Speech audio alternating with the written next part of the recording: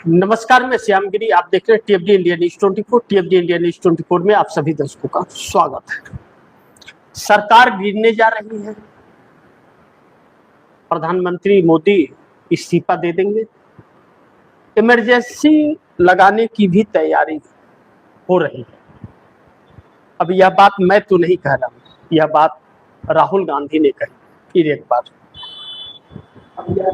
उन खबरों को आप दर्शकों के सामने रखूं कि यह बातें जो चल रही हैं, प्रधानमंत्री मोदी इस्तीफा दे देंगे, सरकार गिर जाएगी, इमरजेंसी लगाने की तैयारी, इस पर जरा रोशनी डालते हैं और समझने की कोशिश करते हैं कि आखिर क्या यह स्थिति है कि इमरजेंसी लगाएगी मोदी सरकार। वैसे तो अघोषित आपातकाल 12 सालों से चल ही रहा है देश के अंदर।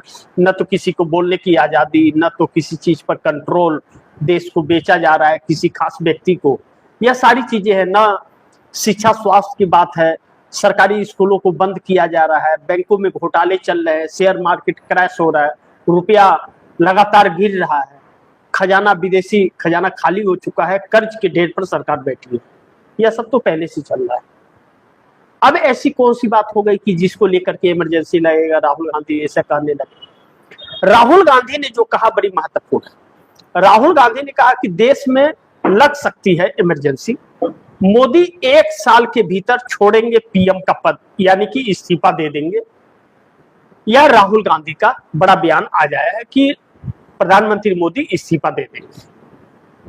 अब समझना यह जरूरी है कि कह रहे कांग्रेस सांसद राहुल गांधी के एक दावे से सियासत तेज हो गई है। यह दावा राहुल गांधी ने प्रधानमंत्री मोदी को लेकर की है। राहुल गांधी ने कहा है कि पीएम मोदी 1 साल के भीतर प्रधानमंत्री का पद छोड़ देंगे। देश में भयंकर आर्थिक सुनामी आने वाली है, देश में आपातकाल जैसे हालात हो सकते हैं। यह राहुल गांधी ने कहा।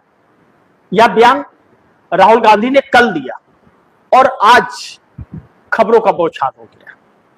इसे समझना बहुत जरूरी है कि आखिर राहुल गांधी ने यह कहा।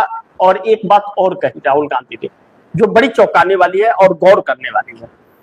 राहुल गांधी ने यह कहा कि मुख्य चुनाव आयोग, ब्यूरोक्रेसी, पीएमओ के अफसर सब के सब फटाफट खबरें दनादन राहुल गांधी को दे रहे हैं इंफॉर्मेशन।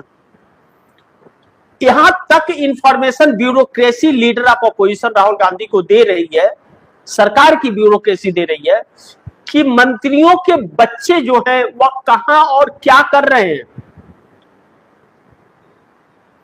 और बहुत बड़ी आर्थिक तंगी है।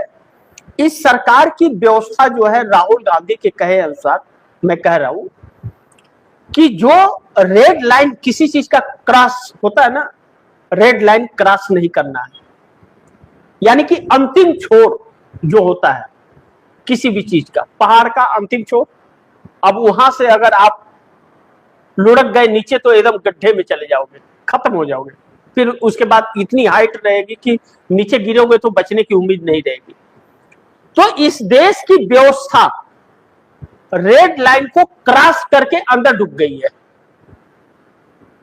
और जब उस हद तक चल गई है तो फिर गिरना ही गिरना है। अब या तो उसको ऊपर से खींचने के लिए व्यवस्था की जाए, तो इस देश की सरकार ने सोना बेच दिया और आरबीआई फंस गया, बोल रहा है मैंने बेचा ही नहीं। ब्लूमबर्ग की रिपोर्ट कह रही है कि $12 बिलियन का भारत सरकार, आरबीआई ने सोना बेच दिया। यह कह रहे हमने बेचा ही नहीं। एक शीट जारी की जो अप्रैल महीने तक की है, मई महीने में सोना बेचा, अप्रैल का रिपोर्ट दिखा रहे है ना कमाल का।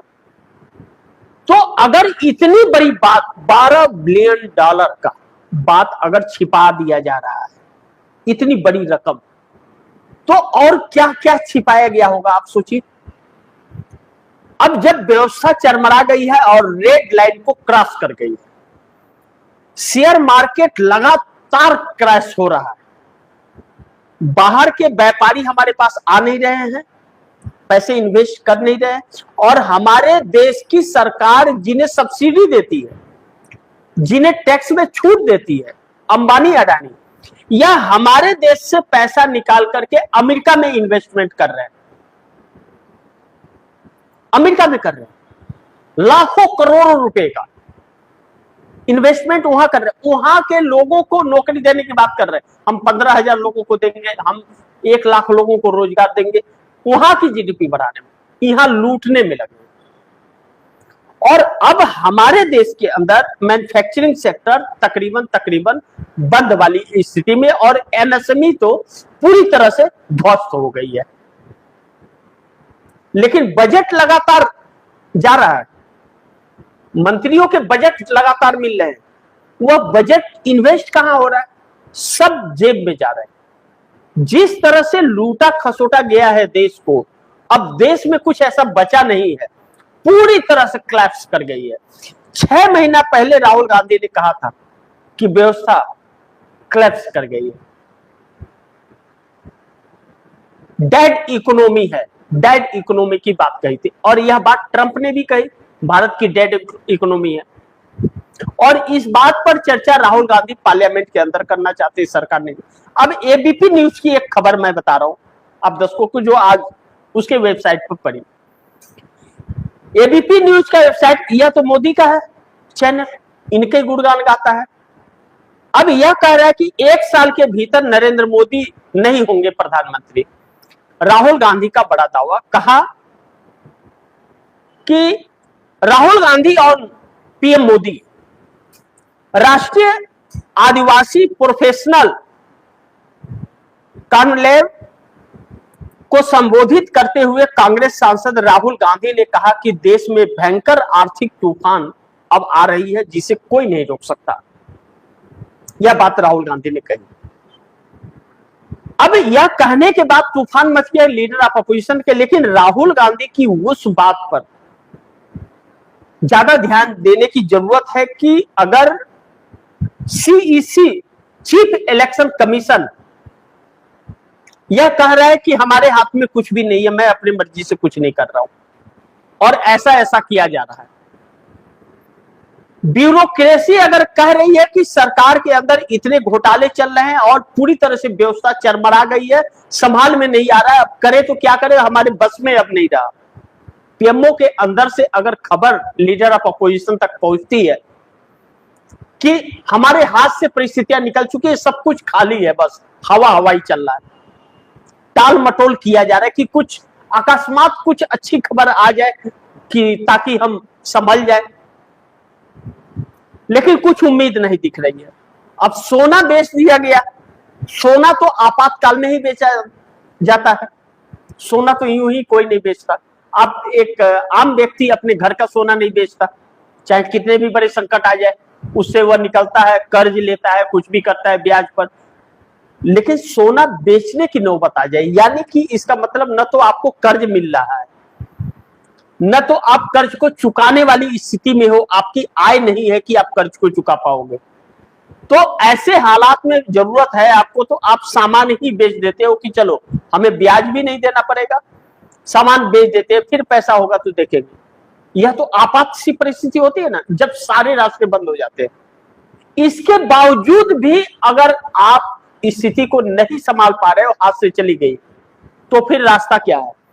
तब फिर आम जनता आपसे सवाल पूछेगी, और यह चीजें लगातार हो रही हैं, और पूरी तरह से व्यवस्था हो गई, और अमेरिका के खिलाफ एक शब्द बोलने को यह सरकार तैयार नहीं है, जबकि व्यवस्था पाकिस्तान और बांग्लादेश का हमसे बेहतर हो गया, रुपए का वजन हमसे अच्छा हो गया है उसका, और हम कुछ बोल भी नहीं पा रहे। और 18% के बाद में वह 12.5% टैक्स और अभी हमारे ऊपर टैरिफ लगा दिया, हम कुछ नहीं बोल पा रहे। हम क्यों अमेरिका के गुलाम हैं? हमारे फैसले क्यों अमेरिका कर रहा है? क्यों अमेरिका से हमें हर सामान लेना पड़ेगा? हम रसिया और ईरान से क्यों नहीं ले सकते? कम रेट में क्यों नहीं ले सकते? हम 60 दिन के उधार में मिल रहा है, हम क्यों नहीं ले सकते? अपनी व्यवस्था सुधारने के लिए हम क्यों अमेरिका के सामने झुके हुए हैं? उससे 1.5 गुना दाम में हम अमेरिका से क्यों लेकर के आ रहे हैं? इस बात का जवाब नहीं है। यानी कि Narendra Modi PM is compromise, जो सुब्रमण्यम स्वामी ने भी कहा कि मोदी ब्लैकमेल हो रहे हैं। अब इसी शब्द का इस्तेमाल सुब्रमण्यम स्वामी ने कहा कि ब्लैकमेल हो रहे हैं, इनको अब प्रधानमंत्री के चेहरे से बदल दिया जाए, दूसरा कोई चेहरा लाया जाए जो अमेरिका के सामने झुके ना। अब ऐसे में एनडीए गठबंधन के अंदर भी हलचल तेज हो गई है। कहा जा रहा है कि नायडू और एकनाथ शिंदे ने फोन तक नहीं उठाया है और एकनाथ शिंदे अब घर वापसी की तरफ जा रहे हैं। उद्धव ठाकरे से बातचीत सब कुछ हो गई है, सेटलमेंट सब कुछ हो गया है, सब कुछ निर्धारित हो गया है, सिर्फ ऐलान करना बाकी है। और संजय राउत ने बयान दिया कि घर वापसी के सारे दरवाजे खुले हैं, जो बड़े बड़े ताले लगे थे वह खुल गए हैं। और अब्दुल सत्तार जो शिवसेना के नेता हैं, एकनाथ शिंदे के बहुत खास है, उन्होंने बयान दिया कि भाजपा पहले ही हमारे 2 टुकड़े कर चुकी है, अगर इसके सब प्रभुता में, इसके नेतृत्व में अगर हम काम करते रहे तो हमारा गर्दन तोड़ के मरोड़ देगी और खत्म कर देगी। इसका मतलब घर वापसी चलिए, अब हो गया बहुत। तो चंद्रबाबू नायडू टीएमसी टूट जाने के जिस तरीके से तोड़ा गया, तो वह अपने आप को लेकर के चिंतित हो गए कि आंध्र प्रदेश में कहीं एसआईआर के तहत आंध्र प्रदेश में तो कब्जा नहीं करेगी भाजपा, कुछ भी कर सकती है, किसी को छोड़ने वाली नहीं है। तो ऐसे में एनडीए के अंदर भी घमासान मचा हुआ है, और एनडीए के अंदर घमासान मचा है, तो अब यह सरकार अपनी सरकार बचाने में लगी हुई है, जबकि सरकार गिरने की नौबत आ रही है। और नितिन गडकरी के बयान हमलावर जैसे हैं। उन्होंने जो बातें कही कि भाजपा के लोगों को कोई सम्मान ही नहीं दिया जाता और बाहर से आए हुए लोगों को महत्व दिया जाता है और घर के लोगों का कोई इज्जत ही नहीं है। तो पार्टी में भी घमासान, भाजपा के अंदर भी घमासान और एनडीए के अंदर भी घमासान। और नीतीश कुमार पहले ही आईना देखा कि बिहार में बैठे हुए धमकी दे बैठे कि भैया भूलना मत कि बिहार में और केंद्र में दोनों में हमारे समर्थन से सरकार चल रही है। हम वही नीतीश हैं जो दाहिना हाथ क्या करता है बाएं हाथ नहीं जानता है। आपके पास है तो इसका मतलब ये मत सोचिएगा कि हम छोड़ नहीं सकते। एक्टिव हो गए अचानक। अब इन सभी चीजों के बीच जब व्यवस्था गड़बड़ हो गई है और सरकार गिरने की नौबत आ रही है सहयोगी, तो यह सरकार टीएमसी जो टूटी है, विधायकों पर भाजपा की नजर नहीं है, 29 सांसदों पर भाजपा की नजर है। मैं कई दिनों से आप दर्शकों को कह रहा हूं कि इससे 37 अगर अलग हो जाते हैं तो इसे 20 सांसदों की जरूरत है कम से कम सरकार बचाने के लिए, और वह 20 सांसद टीएमसी से ही मिल सकते हैं। अब फिर से एक बार डिलिमिटेशन बिल यह सरकार लाने की कोशिश कर रही है और कहा जा रहा है डीएमके जो इंडिया गठबंधन से नाराज है और टीएमसी जो टूट रही है, इन दोनों को मिला करके फिर से एक बार डिलिमिटेशन बिल लाने की कोशिश की जा रही है। और आज अभी कुछ देर पहले अचानक खबर चलने लगी, प्लांट होने लगा कि डिलिमिटेशन बिल फिर से आएगा। सोचिए, जो बिल वापस ले ली, गिर गया, फिर ला रही है महीने दिन बाद। यह सब कुछ इसलिए किया जा रहा है, खबर प्लांट किया जा रहा है।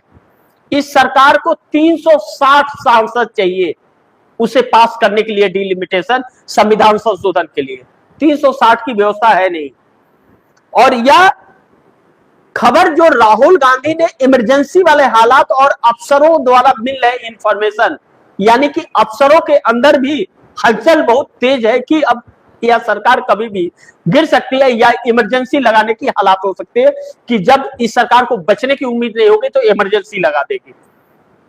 तो फिर यह डिलिमिटेशन बिल को लेकर के प्लांट कर दिया गया खबर की, उस पर से ध्यान भटके और सभी चैनलों को फटाफट पर्ची चली गई कि भैया टॉपिक बदलो। अब यह ऐसे कब तक चलेगा यह देखना बड़ी महत्वपूर्ण है।